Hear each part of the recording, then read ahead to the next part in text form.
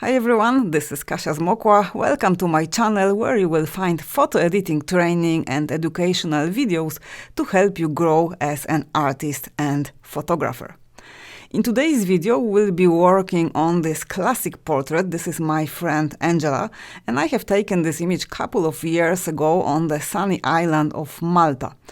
Recently, I've been working on a series of autumn images, so I've been color grading all those images taken outdoors just recently, and I really like pairing images. I like finding elements that can sort of create a link between two images. In case of this pair, I really love how this branch links, how it reminds the shape of Angela's bride. So we'll be working on this portrait. I'm going to take you through all the steps of the edit. So we'll begin on luminosity adjustments. We'll fix some color issues in this image. We'll be working further on retouching the skin. So I'm going to show you how you can retouch skin in Capture One. This is not a beauty retouch, that's just a classic portrait, and all the retouching tools provided by Capture One are more than enough to get results like this. So we will retouch the skin, we will perform a little bit of dodging and burning, and we'll finish by color grading inspired by autumn color palettes. So let me quickly show you original raw file. So we will start with this image. This will be our starting point. As you can see, very dark image, very heavily underexposed. So we'll take all the steps and we'll be working towards this effect. Okay, let's get started.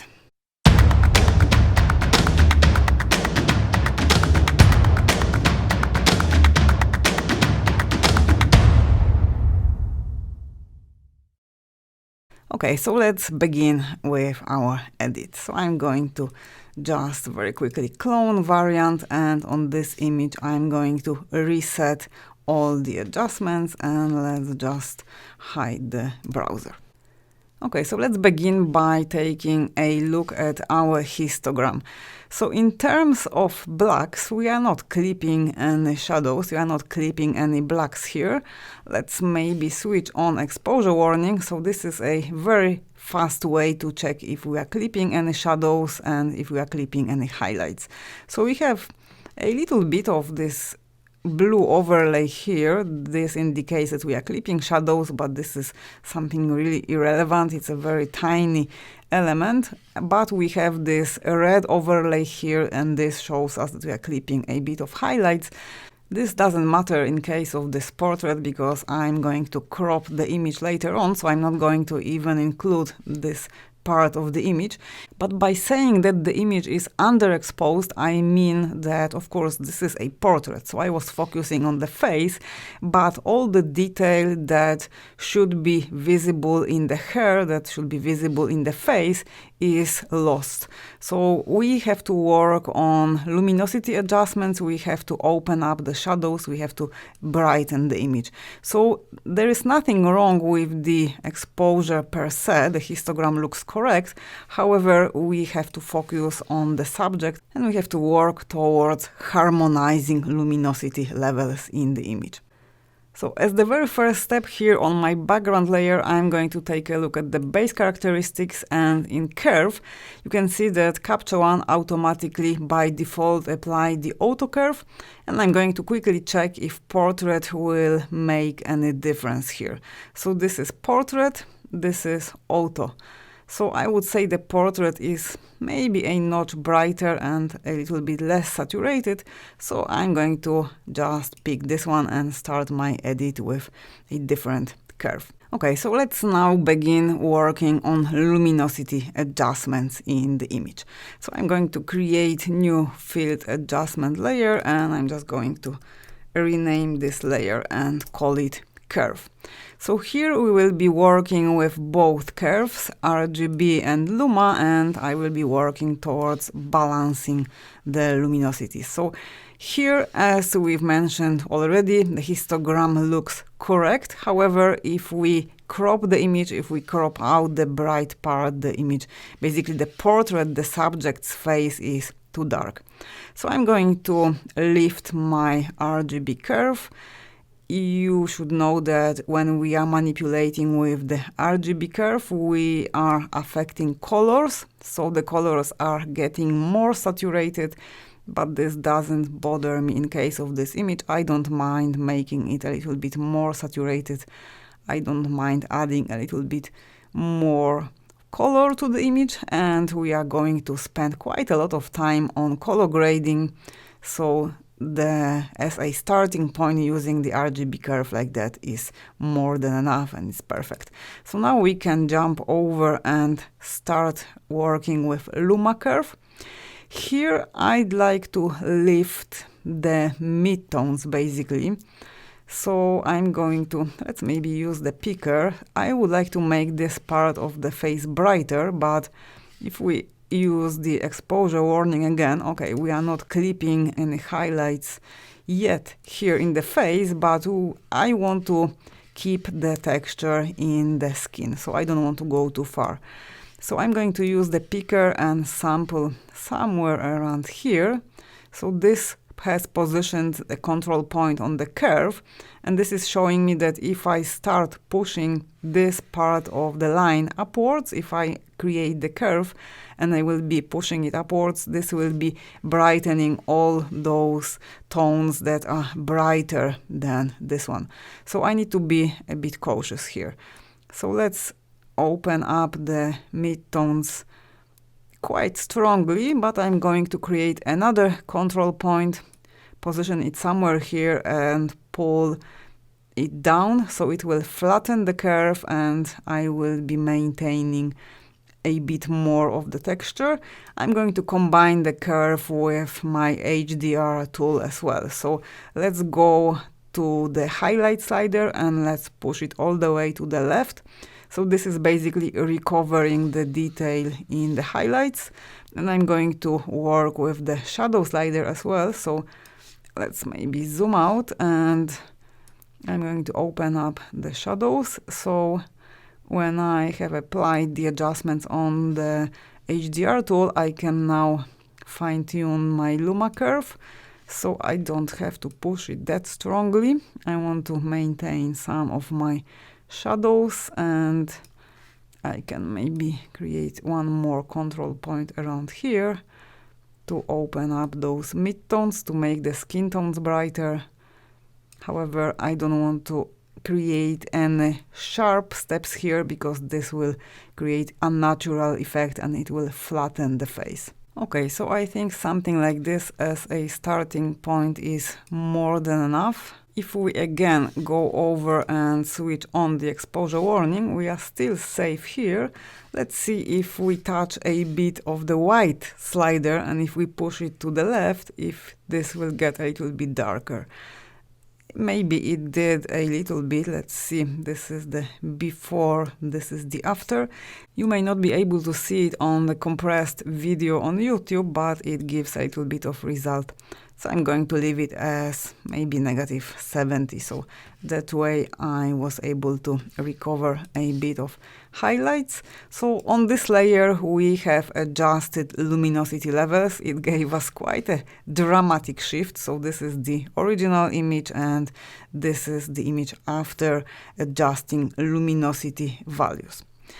So now we are going to take care of the eyes. As we can see here, we have a bit of an issue with the color in the white part of the eye, and I'm going to work towards fixing it. Of course, in case of this edit, I'm going to keep everything inside Capture One. I don't want to leave Capture One and jump over to Photoshop. I want to show you that if you're working on a classic portrait, if you want to just get a natural look, Capture One is more than enough. Of course, you would get better effect if you jump over to Photoshop. Photoshop just has dedicated tools that can fix this sort of problem very easily, and you can do this really seamlessly. In case of Capture One, when it comes to skin retouch, when you have just several skin blemishes like this, and when you have a bit of color problem in the eye, typically the software should handle this. So let's try. I'm going to create a new empty adjustment layer, and let's just rename this layer and call it Fix Eye. And I'm going to begin by painting a mask. So let's maybe get rid of the curve. So right now we have no mask in this layer. If I hit M, nothing happens. So I need to get a brush. I'm hitting B on my keyboard, and let's just set our brush.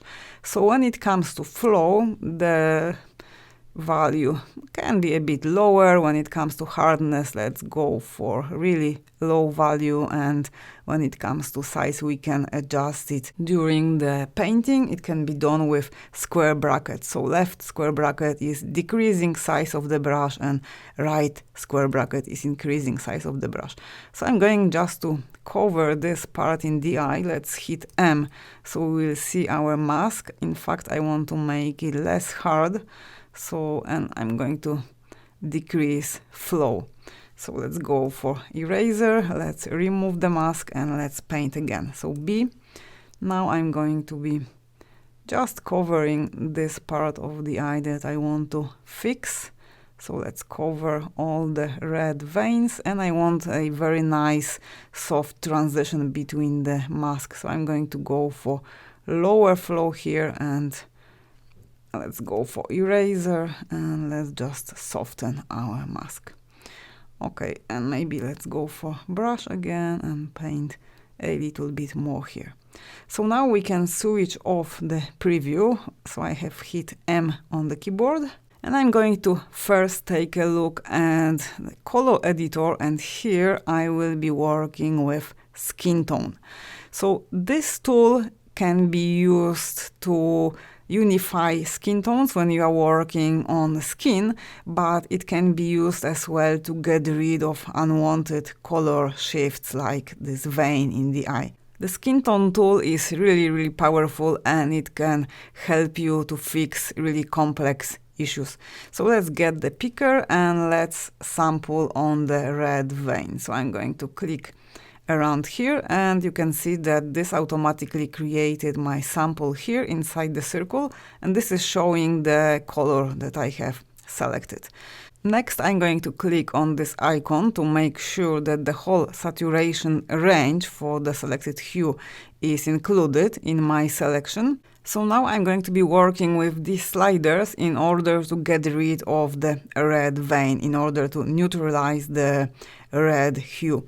So let's go down with saturation. So something like this will make the red vein grayish. Let's maybe try to brighten the red hue.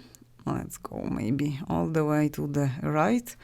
Let's see if changing the hue makes any difference. So if I go, let's go for high saturation. If I go towards the right, I will be adding yellow. If I go towards the left, I will be going toward more magentish color. So let's go back to the low saturation, and when it comes to this one, maybe I will go towards more magentish hue. So something like -5 is fine.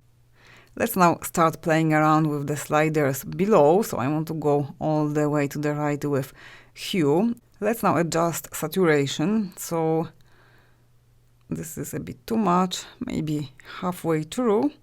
And when it comes to lightness, I'm going to test it as well. So when I go towards the right, this unifies lightness across the selected hue. So this is helping me to get the red vein disappear. And let's now try to experiment a bit with my selected color range. So if I include a bit more of yellow, this can be helpful as well. Okay, so this is what I've managed to get on this single layer with the skin tone tool. So this is before, this is the after. Now I'm going to jump over to the exposure tab. Let's touch up brightness a bit. So I'm going to go for brighter value here, something maybe +10. And when it comes to contrast, I'm going to go all the way to the left. So this is what I've done in the exposure tab. Let's see again before and after. So one more thing that I can apply here is negative clarity. So if we move over here and if we push our clarity slider towards the left, we are seeing that in our area that was painted over with the mask, in the area included in our selection, it has softened the clarity, it has softened the contrast in the midtones, and this is helping to fix the problem in the eye. So let's see again, before and after. So I'm going to create another layer to work on the eye. There is nothing more I can do on this single layer. But before I do just that, let's just paint a little bit of a mask here on the left eye, and with all these adjustments that I have already applied to the right eye, this should help fixing the problem in the left eye as well. So all I need to do is to just get the brush. Let's just set hardness 0, flow 28 is fine. So I'm just going to paint over this little reddish part here, and I think this is a bit too strong, so let's reset, and I'm going to go with lower flow, and let's paint again. Let's maybe zoom in, and I'm going to go for smaller size, and let's try again painting a little bit here. Okay, so it helped with the left eye. So this is before, this is the after. Let's quickly create another empty adjustment layer, and let's rename it to Fix Eye 2. And here on this layer, I'm going to copy mask from the previous layer. So I'm going to right click and select copy mask from Fix Eye. So now if I hit M, I will see the preview of my mask. And in fact, I don't need this one. Let's just get rid of that one. I have selected eraser. Let's increase flow and let's get rid of that mask. Okay, let's hide the preview of the mask, and let's repeat the steps in the exposure tab in our layer Fix Eye number 2. So I'm going to go down with contrast. I'm going to go down with clarity, and I'm going to go down a bit with saturation. Maybe we can go down with saturation a little bit more. Okay, let's now try to fine-tune the mask. So let's take a look at the preview. I'm going to get the eraser and go for lower flow, and let's just make the edge of the mask softer. So this will nicely blend with the rest of the image. So as I've mentioned at the beginning of this video, this is not a beauty retouch. I'm going on a classic portrait, and all I'm after is a very naturally looking result. And I think that for that purpose, Capture One and its retouching tools are really more than enough. Take a note that now we are looking at this image at 400% magnification level. If I go down, this is 100%. So if you wouldn't know that there was the issue in the eye area, you wouldn't probably see it at this magnification level. So if I switch off my layers, you can see it very strongly, and with these two layers I've managed to fix this. And of course, if you need this to be fixed perfectly, you can jump over to Photoshop, but since I want to spend quite a lot of time on color grading, I want to use all the data that is available inside my raw file, and I have always available the possibility of taking the image with ready color grading and taking it as a TIFF, opening in Photoshop and fixing the issue if I feel that this will benefit the image further. Okay, so when we are working on the eyes, I would like to make one more adjustment that I typically do when I'm working on portraits. Let's create new empty adjustment layer, and let's rename it to Eye Brightness. And here again, since I'm on an empty layer, I'm going to paint a mask. Let's go for brush. Let's go for higher flow and for 0 hardness. So I'm going to just, let's maybe zoom in a little bit more. So I'm going to cover with the mask this part of the eye, something like this, and let's do the same on the second eye. So if you are not super precise with your mask, you can always fine-tune it when you're working this way, you're working in a non-destructive way in Capture One, and those masks can be always fine-tuned, deleted, or changed. So let's switch off the preview of our masks, and here I would like to make the eyes a little bit brighter, and I would like to create a little bit more impact. So I'm going to be working with the HDR tool, and all I need to do here is touch a little bit of the shadow slider. So I'm going to push it towards the right, so this is brightening the eyes. Don't overdo this. It's way better to not to apply this adjustment at all rather than overdoing this, because if you go too far, the eyes will look like sort of lit from the inside, and this will create super fake effect. So I have worked with shadow slider. Now I want to apply a bit of clarity, and take a note that while I'm pushing clarity slider towards the positive value, the eyes get darker again, so I can fine-tune it, and if I feel that I want them a little bit brighter, I can still do this. You can as well at this point adjust the color of the eyes. This can be done super quick with white balance. And to do this, we need to just quickly jump over to the white balance tab, and with the Kelvin slider, if we go towards the left-hand side, we'll be adding cold tone, we'll be adding blue. If we go towards the right, we'll be adding yellow. So of course I want to add just a bit of a blue, so the original value is 4325. Let's just select this and go down with the arrow. So if I go further, you can see that the eyes really get this artificial look.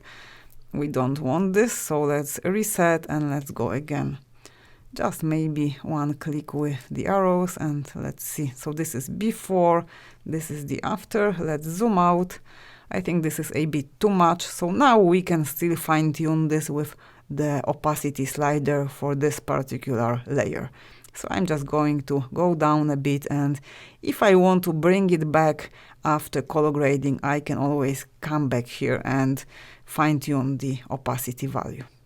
Okay, so let's now take a look at the skin. I'm going just to make this tab a little bit bigger. So let's just zoom in, and if we switch off these layers, this is what we've done so far in terms of retouching. So we fixed the eyes, and in this one we've made the eyes a little bit brighter. To start working on cleaning the skin, to start working on retouching the skin, you don't need to create any extra layers. Capture One will automatically create the new layer for you once you pick the healing tool and once you start painting over the blemishes. So let's adjust our brush. I have selected the healing brush from here, and now if we right click on the image, we can adjust the size, we can adjust flow. So I'm going to go for quite a high flow, but hardness set at 0. And remember that you can dynamically adjust size of the brush. So all I need to do, let's just zoom in. All I need to do to get rid of this blemish visible on the forehead here is just to paint over and remove the brush. So that way you can see that Capture One automatically sampled the healing point from the other part of the forehead, and that way it fixed the problem. At times this may be not working, so what I mean by that is that sometimes Capture One can position the sampling point from a part of the image that is not really working, that is not fixing the problem. So all you need to do then is to just reposition it. So to do this, you need to just click on this little circle. Once it's highlighted in orange, you can reposition and try to find better place to fix the problem. So we can continue painting. Now, if I want to sample and fix another blemish, I need to get rid of the selection. So let's just deselect the tool and let's select it again. So now this little circle is not highlighted in orange. So this means that I can start working fresh on a different part of the image. So let's paint over here. So far, so good. So I'm just going to make this very quick pass over the face and just to get rid of those few blemishes, but the skin looks really, really good. There is no need to spend a lot of time on this image. If you don't want to see those arrows, if this bothers you, you can always right click on the image and untick this option, display arrows, so that way you can work on the image without seeing the arrows. You would need to stop once Capture One makes a mistake and once it samples from a wrong part of the image, but this you will notice very quickly. So sometimes the arrows are helpful, sometimes it's good to get rid of them. So for example, now I don't think it worked. Let's go for Ctrl Z, let's paint over this part again. No, actually it worked quite well. So let's cover this one. Maybe this one. No, now it doesn't work. Okay, let's go.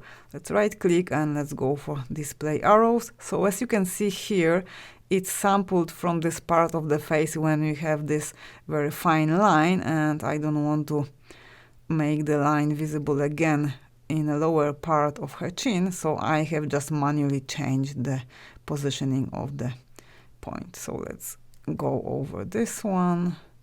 Again, let's go a bit lower. Let's go over this one. So I'm just going to be super quick here. If I would be working on this image for my portfolio, I would spend a longer time, I would be more precise, but just for the sake of this video, I want to show you that when you are working on casual portraits, when you want to get really natural looking results, you don't need to spend ages, and it's very important to really go lower with magnification level. So I'm again at 300%, and if I go at 100, I can see no longer those blemishes that I was just staring at such a high magnification level. So if I switch off my healing layer, this is the image before and after. So you can see that we got rid of some of these blemishes, but the result is very, very subtle. So here what bothers me a bit is this stray hair. So I might again go for my tool, maybe increase size of the brush, and I want to try to get rid of this. I will do this in parts. So first I'm going to maybe cover half of it. I'm working with a tablet, but it's sort of difficult to go from the bottom towards the top. Okay, this worked pretty well. Let's maybe sample around here. No, basically the first selection created by Capture One was better. Let's try to recreate this. I think I will select this, delete it, and paint over the hair again with a bit bigger size of the brush. So I'm going to cover this part, and let's see what Capture One picks for me. So that doesn't work that well. Let's go for something like this. Okay, so as you can see, this sometimes requires some tweaks. This looks way better, but it's really, really worth it, especially if you don't want to jump over to Photoshop and if you want to keep the complete edit in your raw file. So this makes the hair a little bit less prominent. Okay, now we can try to cover this one. So it takes a bit of time and it's a lot of trial and error, but just to get rid of the major elements that are distracting, this can be done very, very quickly in Capture One. So I'm going to take a look at the neck, and here maybe I will paint over this hair. Okay, so maybe let's reposition this one. Let's go a bit lower. Let's select the orange. If I want to see the mask, all I need to do is to highlight this circle in orange and hit M. So that way I can see that my mask was not that precise. So once this is highlighted in orange, I can still fix the mask. I can paint a little bit more here, and now it should fix the problem. Let's go a bit lower with the size, and let's go over this hair. Now, as you can see now, I still had the orange circle highlighted, and that means that I have added to this mask this little bit here. So be careful. Let's go for Ctrl Z, and if I want to start with a new sampling point, I need to deselect. So let's hit on this little arrow here and go for the tool again. And now this little circle is no more highlighted in orange, and I can start creating new mask. So now this mask will be independent from the one above.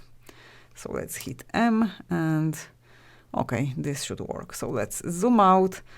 And I think when it comes to retouching the skin, in this portrait, that should be it. Let's switch off my arrows. Let's zoom in again. We could maybe go over this one as well. So let's just paint over this part and maybe a little bit here.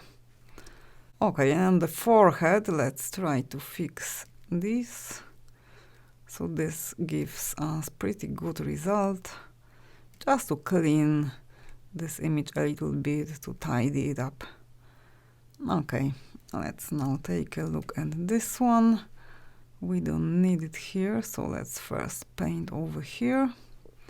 No, this is definitely not working, so let's just reposition the point somewhere here, and let's go for eraser. Let's select this one, and let's remove the mask from here, and maybe from this part as well. Okay, this looks way better, so let's now deselect. Let's get our tool again, and let's retouch this one independently, and maybe let's paint over here. Okay, let's now take a look at those fine lines here. So I'm going to reduce size of my brush and just go over these lines. Okay, this requires repositioning, so I'm going to go somewhere here. Okay, this looks way better, and let's maybe increase size of the brush, and let's go over this line. This requires repositioning as well. This is definitely time consuming, but all these tiny steps, they really lead towards nice results. So without spending this extra time on touching up the skin, the final effect, the final result wouldn't be that impressive. Okay, so I think that in terms of retouching the skin, this is enough. Let's just see. So this is before, and this is the after. So far we have fixed the luminosity values, we fixed the eyes, we have adjusted the eyes, and we've been working on this layer on fixing the skin. So now we are ready to jump over and take a look at this part of the skin when we can try to recover some texture. So I'm going to add new layer, and this is going to be new field adjustment layer. Let's rename it to skin texture, and we'll be working with a Luma range. And by the way, if you are getting value from my videos, if you like my videos, I would be really happy if you leave me a thumbs up on the video, if you leave me a comment, and of course, if you hit the bell icon and if you subscribe to my channel to support my work. Okay, let's continue. So on our skin texture layer, we are going to be working on just recovering a bit of the skin texture that is lost in those strong highlights. So to do this, I'm going to create a Luma Mask. The Luma Mask will be targeting only the areas in the image that contain those strong highlights, those very bright highlights. So here I'm going to click on Luma Range, and now I'm going to manually adjust the mask. So if we display the mask, if we enable this little feature here, the mask is visible. So I want to limit it only to the highlights. So let's go with that one all the way to the right. And let's try to fine-tune this. So I don't want any harsh edges. I want to just have smooth, very soft transition, and I want to work on darkening a little bit this super bright parts in the face. So let's apply. And here I want to go for my HDR tool again, and on this mask, if we want to see the mask, we can hit M. So on this mask, I want to go to the left with highlights. So let's check. This is before, this is the after. Very subtle effect. Let's go down with whites as well. Okay, so this reveals a bit more of the texture. We can try to go down with brightness. So let's go towards the negative value, but let's not go too far. So something like this, I believe, is enough, because I don't want to flatten the face. She has those beautiful cheekbones and I want to maintain the shape. So going further towards the negative value with brightness will simply make this part of her cheek flat. So let's see, this is before and this is the after. You can see that I have included in my mask more areas than just the cheek, and I'm not just going to quickly fix it. So all I need to maintain is this part. I can brush with eraser all the rest, so this won't be flattening the face, because we have a bit of a mask visible here over the nose and here on her eyelid, and I don't want to have this over there because this is darkening the skin over there. So let's just go for the eraser. We need to have this layer selected. Let's hit E. So let's now go for enter. Let's hit E. Now let's increase size of the brush. Let's go for really high flow, and now I will be just removing my mask from the areas that I don't want to have it when it's not needed. So just be careful, don't erase it from the cheek. Just go over all these areas here. So we can go for larger size of the brush.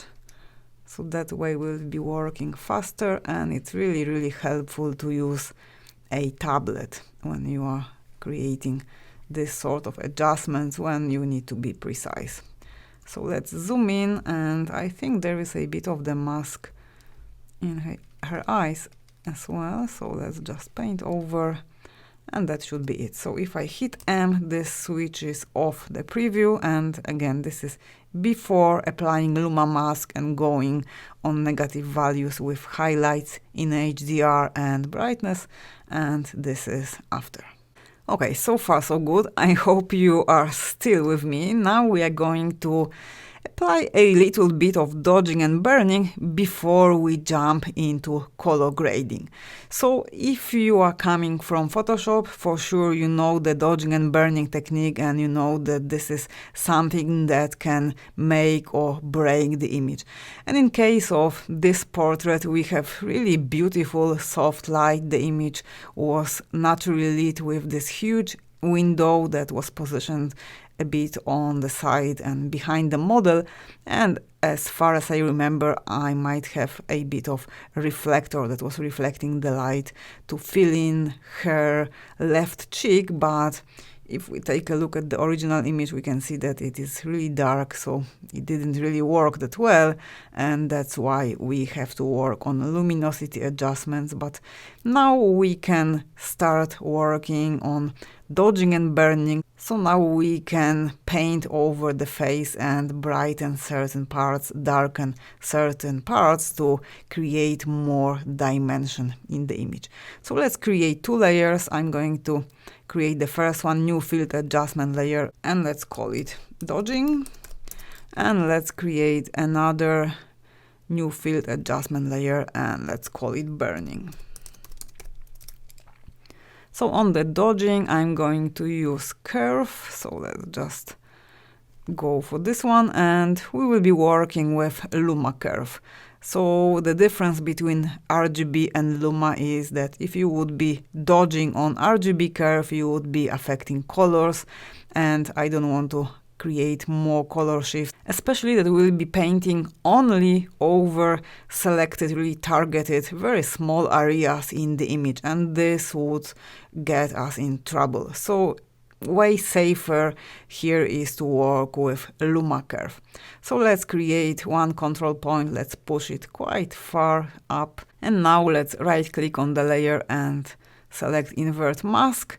For burning, we're going to go in the other direction. Just make sure that you are on the Luma Curve, and let's create one control point and let's pull it downwards. Again, let's go for inverting the mask.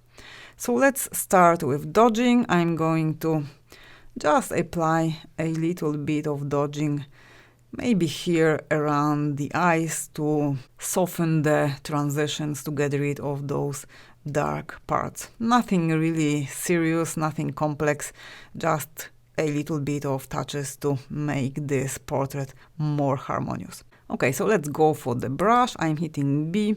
So now setting flow at a really low value is crucial for a good result. So let's go for something maximum 6, maybe let's go for 5.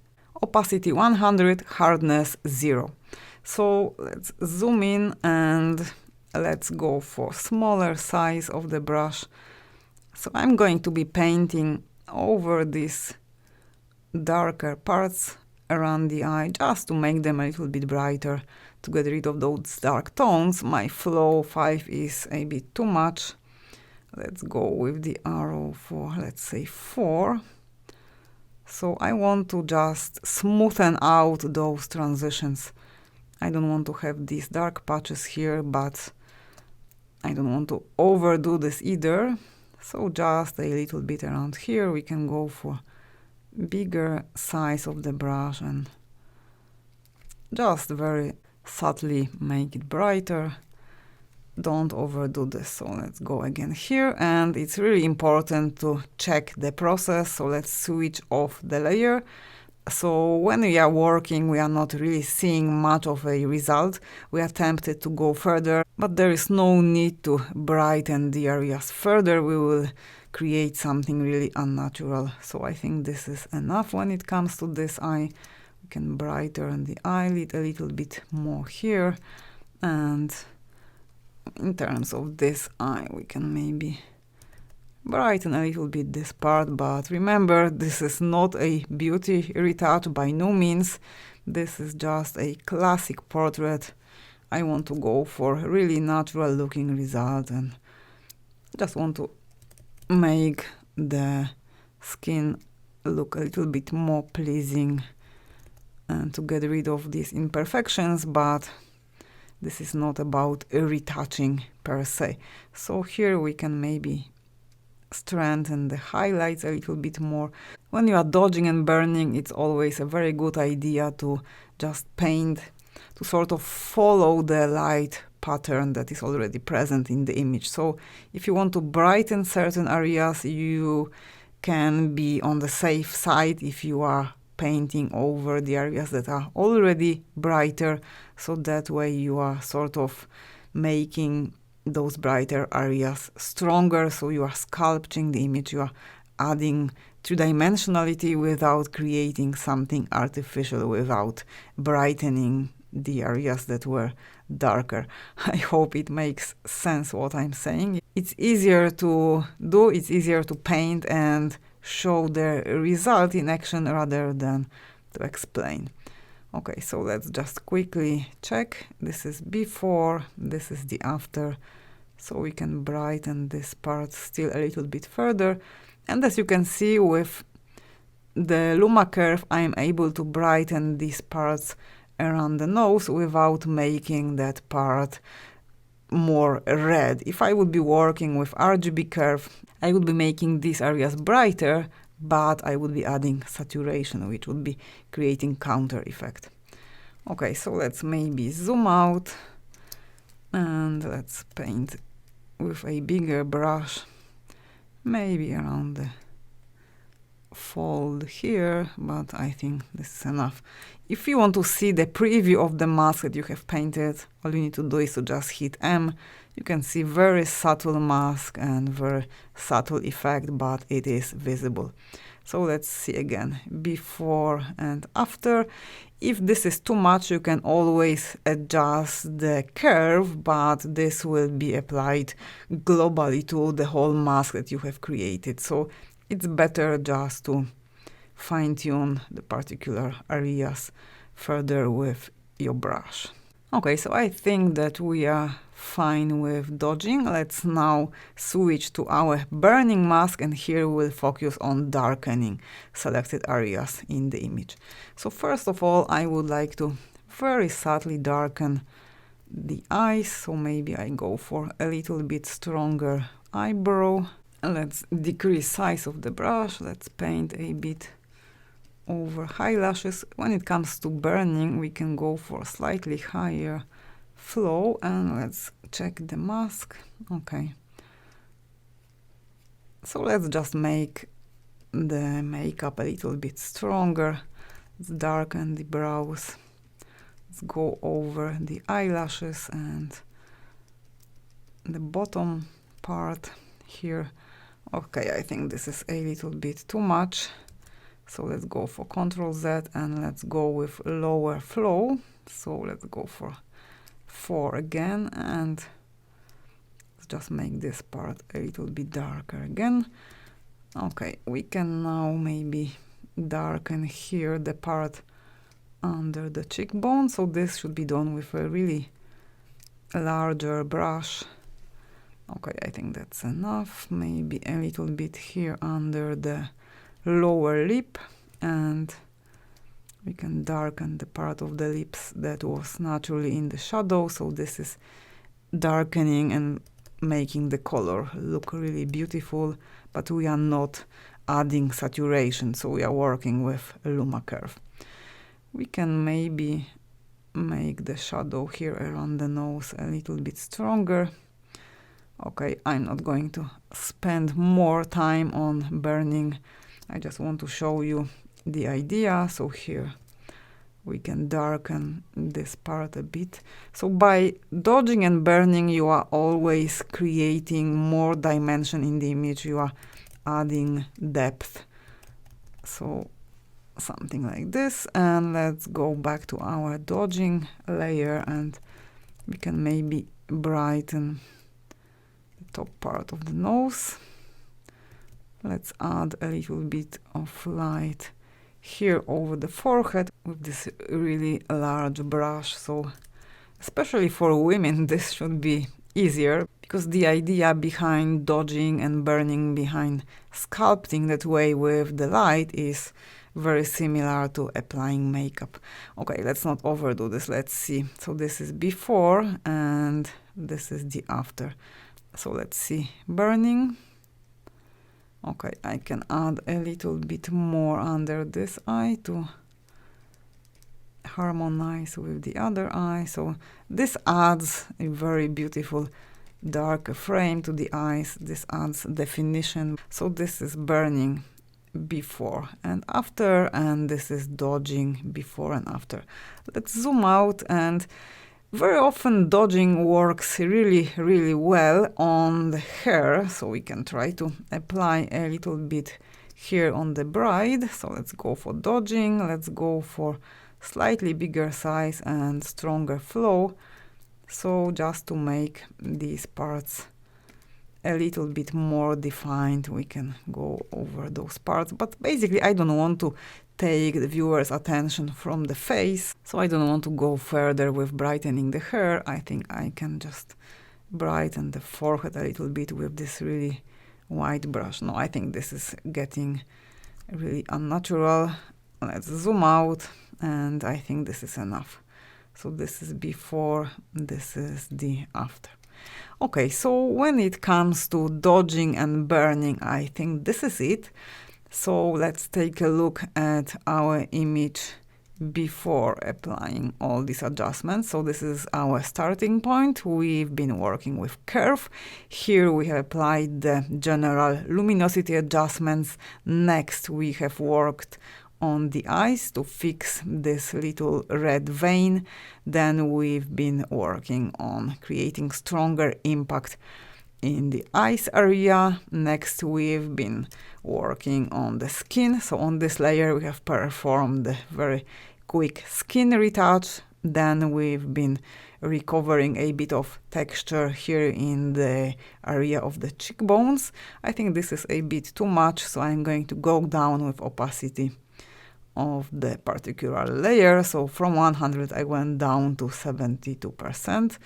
And then we've been working a bit on dodging, and we've been working on burning. So at this point we are ready to jump over and start working on color grading. So let's create new field adjustment layer, and let's just call it color. So on this very layer I will be working with several tools that are color dedicated. I will be working with color editor, I will be working with color balance, and I will be adding few final touches to color grading with curves. So let's begin maybe with color editor. I'm going to zoom out and let's open up our color editor. Let's go over to the color tab and let's take our color editor out, and we will be starting with the skin tone. So in case of this portrait, there is not much of a difference between the face and the rest of her body, her neck and her chest. Very often the problem is visible if you would have hands in the frame, so the hands are typically more red.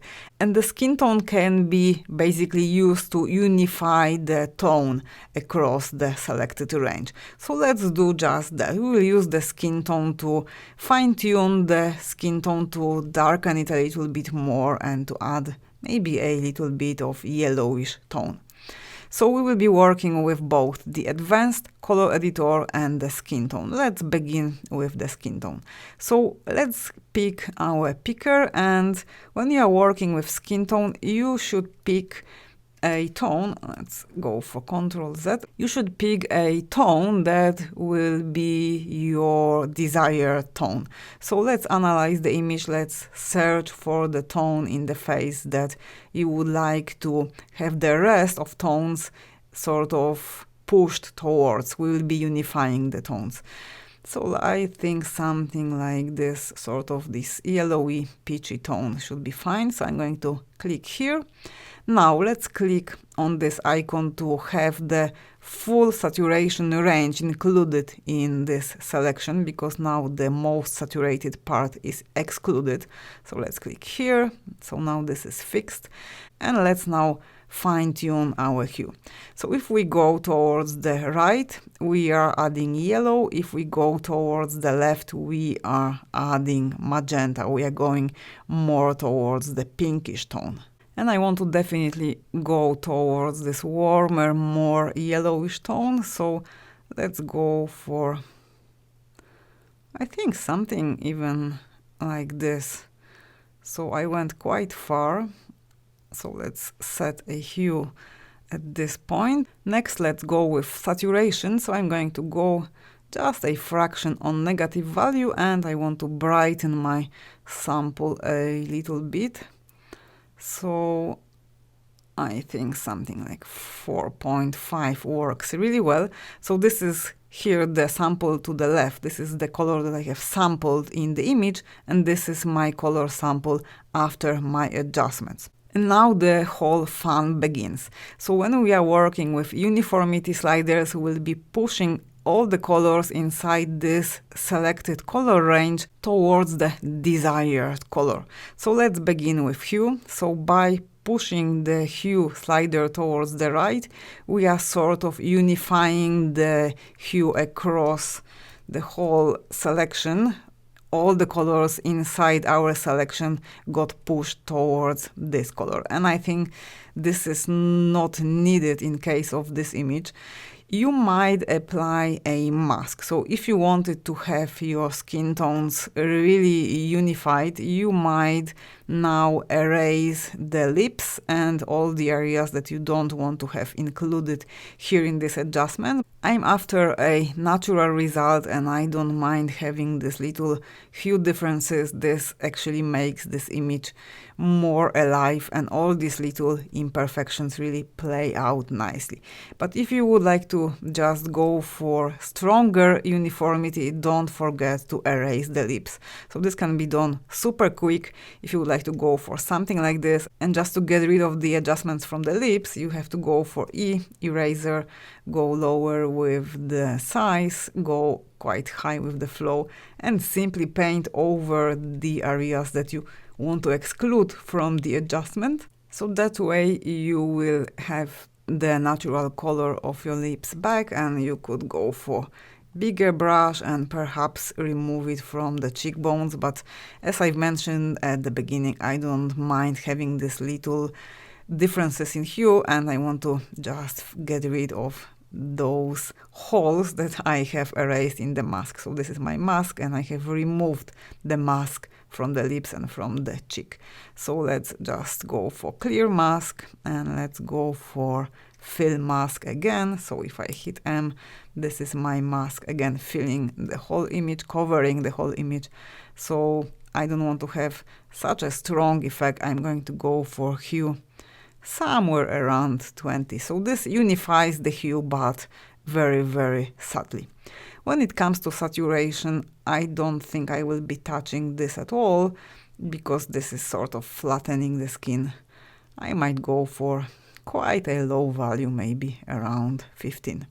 So if we just check what was done with the skin tone tool, we can see this is before and this is the after.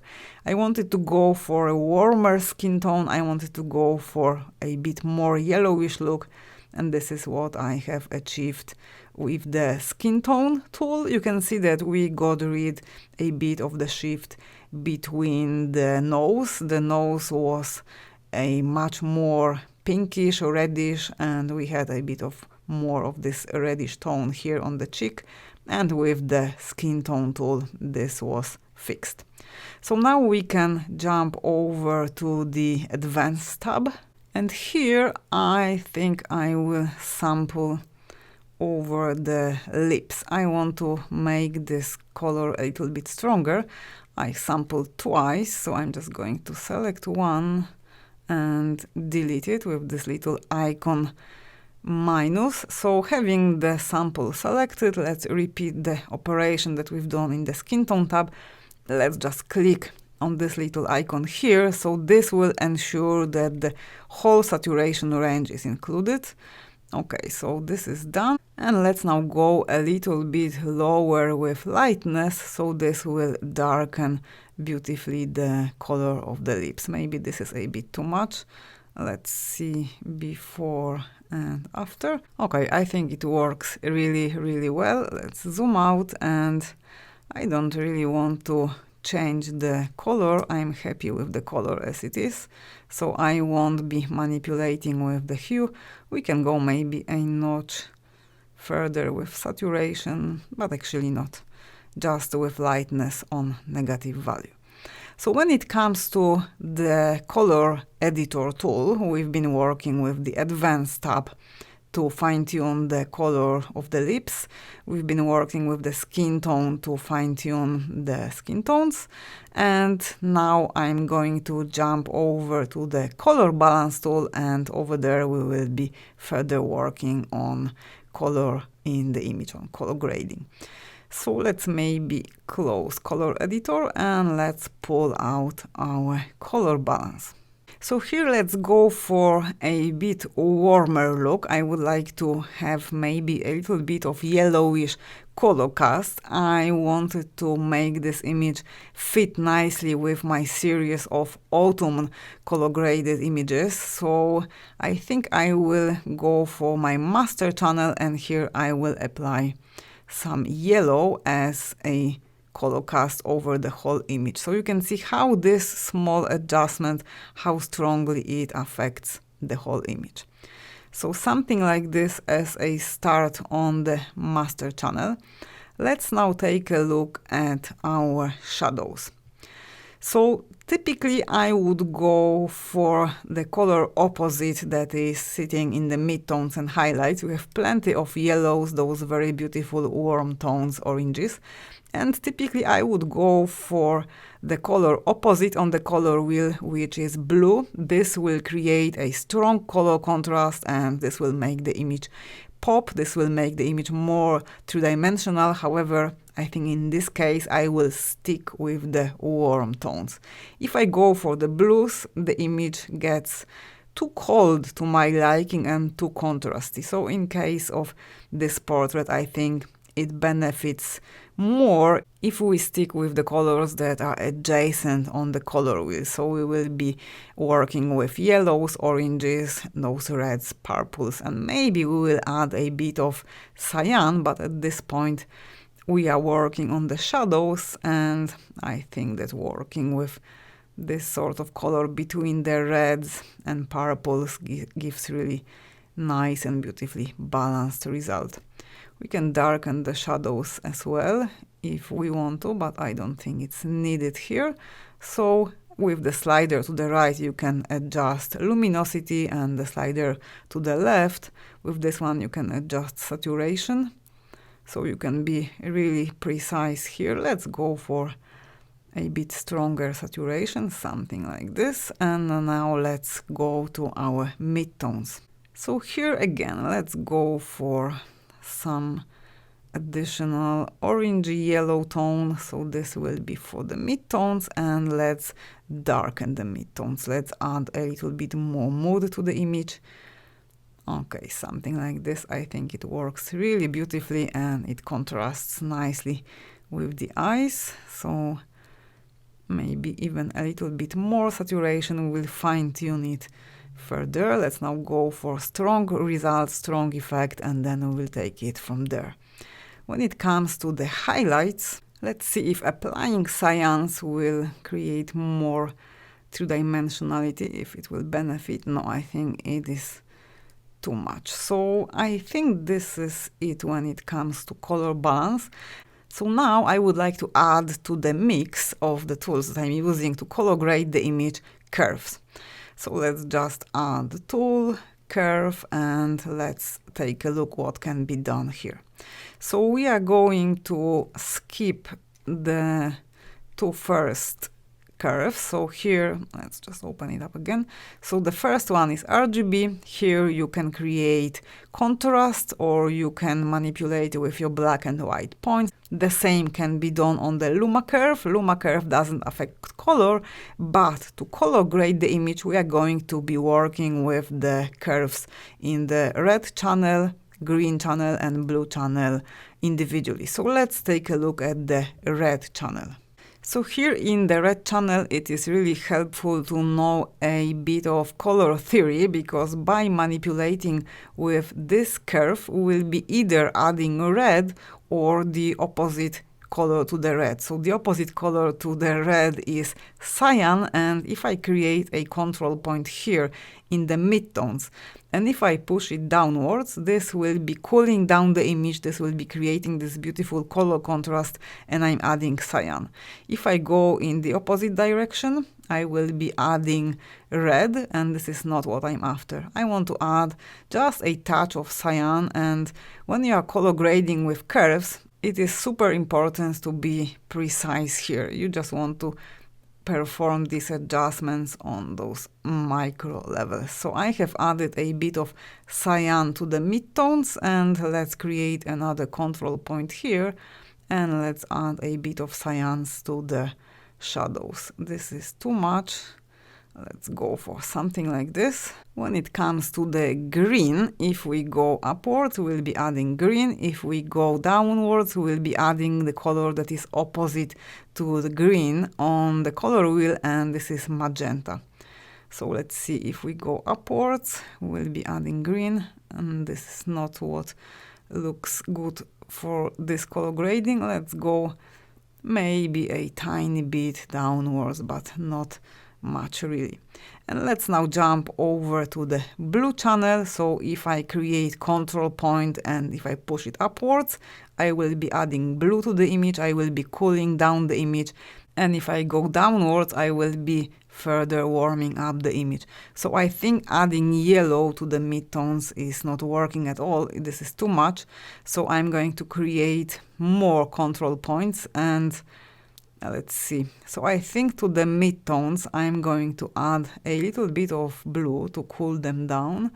And let's see, if I create extra control point in the shadows, and if I push it downwards, this will be adding yellow to the shadows, but this is too much. I need to anchor my midtones somewhere here. And let's push this one upwards. When you are working with curves, you have to be really precise here and really careful, but the results that you're getting are really worth the time spent. So let's go up with this one as well, and let's now see what can we do with our highlights. So if I go down, I will be adding yellow to the highlights, and if I go up, I will be cooling down the highlights. Okay, I think I need to move this point a bit lower here, because my stronger highlights are sitting exactly here, near to the point that is highlighted. So if I'm pushing this point upwards, I'm cooling down the highlights. So I think this is a bit too much. Let's go a bit lower and let's reposition this one as well. Okay, I really like the color grading, I like the colors, but I think that the image is a little bit too saturated to my liking. I really would like to go for those silverish tones. So let's go for our exposure tab and let's maybe touch a little bit the saturation slider. And let's reduce saturation here. So I'm going to go towards the negative value. Maybe this is a bit too much, but something like -25 works really beautifully. And I'm going to go down with contrast. This will introduce more light to the image and it's getting even more soft, and we are filling it with this soft, beautiful light, getting rid of strong contrast. The image is all about softness. It's a very feminine image, it's a very subtle image, so going down with contrast, I think it's working really, really well. Now we can add on additional layer a bit more clarity if we want to increase contrast in the midtones area, especially in selected, targeted areas in the image, but in general, I think that going down with contrast and going down with saturation really helped, especially saturation. We've been looking at the color related tools, and very quickly the eye gets used to the shades, and it's really helpful to just go away from the computer, step away for a few minutes, go back with fresh eye and continue working on your image. So we went down with saturation, we went down with contrast, and now let's maybe revisit our curves. Let's see if we would like to go a little bit further with highlights. Let's go just a notch higher with the midtones, so that way I'm creating stronger contrast here in terms of brightness between the beautiful cheekbone. This creates a stronger definition for this line, and I think it's very, very beautiful. So something like this. If we would like to open up the shadows a little bit more, no, I think this is flattening the image. So let's just go back to the initial value. Let's see if we go a bit darker. No, I think this is not needed. So something, the value that we had before, I think this gives really nice effect. If we want to be precise here, you can go with the arrow. So I have selected my control point and I can now manipulate with the arrows. Okay, so I think the color grading is really, really nice. Let's just see the image before and after. Maybe I will be tempted to go back to my color editor, and in the skin tones we can go just for the skin tones for a little bit stronger saturation. Something like this. And let's go for a bit stronger uniformity. So let's see again before and after. So we are done with our color grading. As the very last layer, I would like to add a little bit more clarity. I want to see how it's going to work, and let's maybe go for the layer where we've been working on the eye, on the brightness of the eyes. And let's check if we go back to our 100% opacity, if this is going to work or if it's too much. I think now it's not bothering me. I think it's actually working really nicely. So this is before and this is the after. I think we can go a little bit more on clarity, so this will darken the eyes and create more contrast in the midtones. Okay, let's go for the last adjustment layer, new field adjustment layer, and let's rename it. Let's call it clarity. And of course, when you are working on your edits, you don't have to perform all these adjustments on separate layers. You can use 2 or 3 layers. This can be easier for you.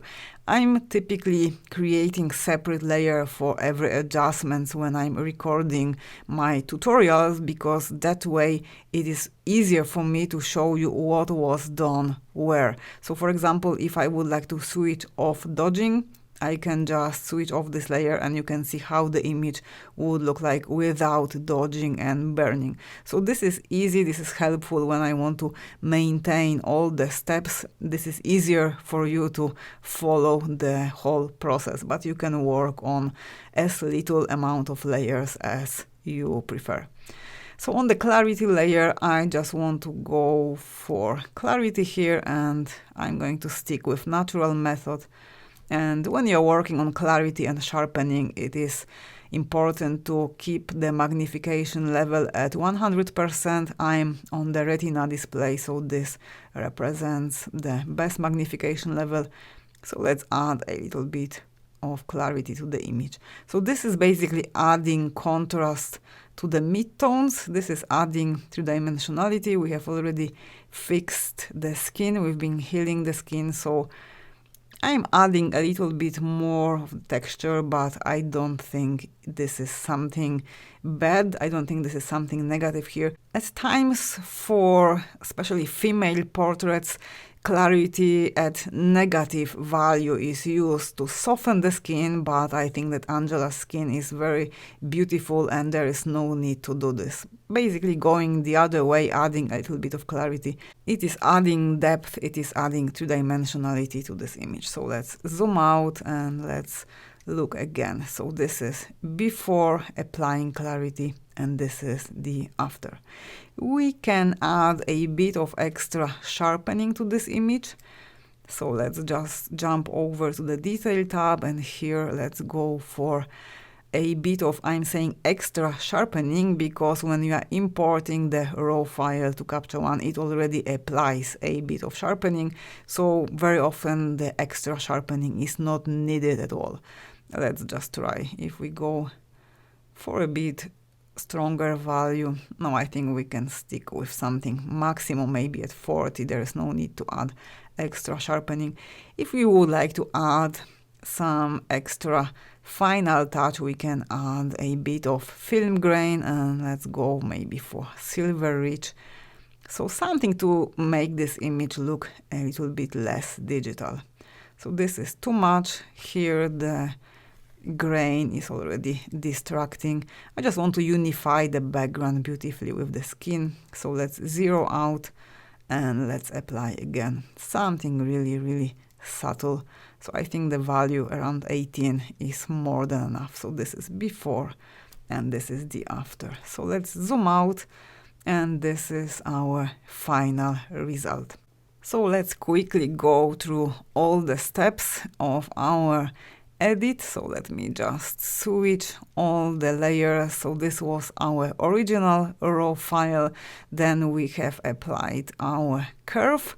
So here we've been basically going towards balancing out the luminosity in the area of the face of the subject to balance her with the background, to make the image more harmonious in terms of luminosity.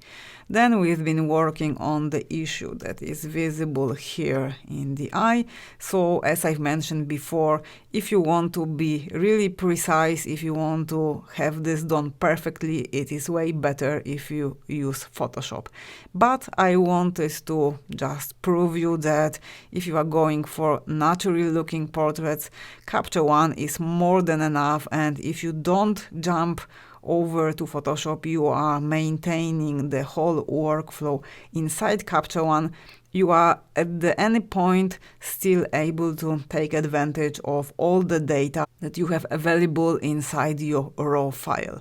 Remember that once you jump out of Capture One, you are exporting your image to TIFF or PSD, it doesn't matter. Even if you go for 16-bit image, you are already losing access to the raw information. So color grading on a TIFF image is way less effective than color grading on your raw image, and especially such a huge luminosity adjustments as we have performed here with the curve, we can do this on a raw file. We are still getting away even with such a strong luminosity shifts, but if we were working on a TIFF file, this would already got us in trouble. We would already create plenty of artifacts. So this is something that you should always remember about. Stick to raw file as far as you can. So then we've been working a bit more on adding emphasis to the eyes. I have used the color balance tool here to fine-tune the color of the eyes. You don't have to do this, but I just wanted to show you that you can always combine white balance tool with a mask. So on a targeted areas of the image, you can fine-tune white balance, and you can either add more blue or go for warmer tone. Next, we've been working on skin retouch. So here on this heel layer, we've been working with the heel tool, and we've been fixing some small issues on the skin. So this is the skin before retouching, and this is the skin after the quick cleanup. Next, we have recovered a bit of skin texture visible here on the right cheek. So we've been working with Luma Mask. This little sun icon indicates that this is Luma Mask. The Luma Mask is still editable. If we jump over and hit Luma Range, we can still fine-tune the mask if we wish to. So we can display the mask. Let's cancel. And on these two next layers, we've been applying dodging and we've been applying burning. So this is my mask for dodging, very subtle, nothing serious here, and for burning the same. I just added a bit of definition around the eyes, and that's it. A little bit more here under her chin. So next, we've been working on color grading. Let's zoom out and let me switch on the layer with color grading. So here on this one layer, we have combined all the color related tools in Capture One. We've been working with color editor, we've been working with color balance, plus we have thrown into the mix the curve tool. So if we jump over and take a look at the red channel, green channel and blue channel, you can see that we've been manipulated with these curves. And on the very last layer, we have added a little bit more definition with clarity tool. And as a very last touch, I have added a little bit of film grain simulation. For those of you who would like to learn more about Capture One, I have a comprehensive course, so you can check the course curriculum, you can take the preview of the course. Link is available in the description to this video.